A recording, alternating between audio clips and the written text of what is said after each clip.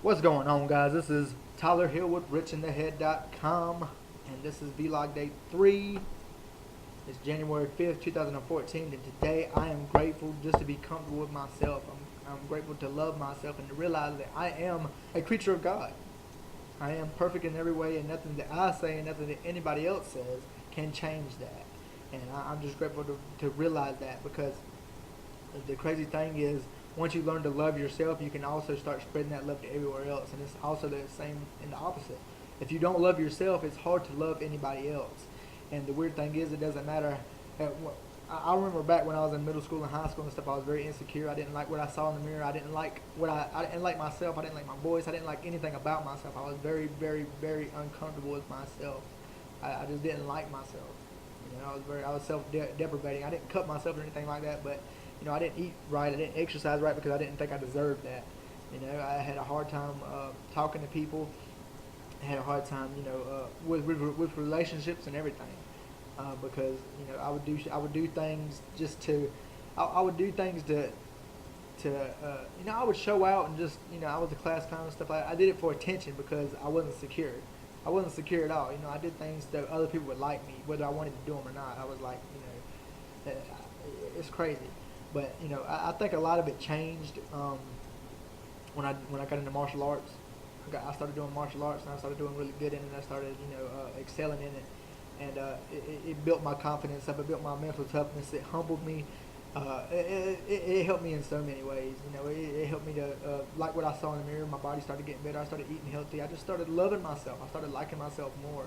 And once I started doing that, I was able to spread that to everybody else, and that led to a long chain of just good events that started happening because I learned to love myself, and I'm just grateful all of that happened.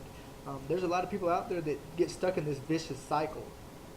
They don't like what they see in the mirror. They don't like themselves. They actually hate themselves. So it's hard for them to spread that to anybody else. It's hard for them to love anybody else. And like I said, they have trouble with relationships. They'll cut themselves. They do stuff like that. They don't eat right on purpose. They don't exercise because they just don't feel like they deserve it. And I had that problem. I'm just glad that the events that fell into place happened. I feel like everybody should be part of some kind of martial arts, some kind of something.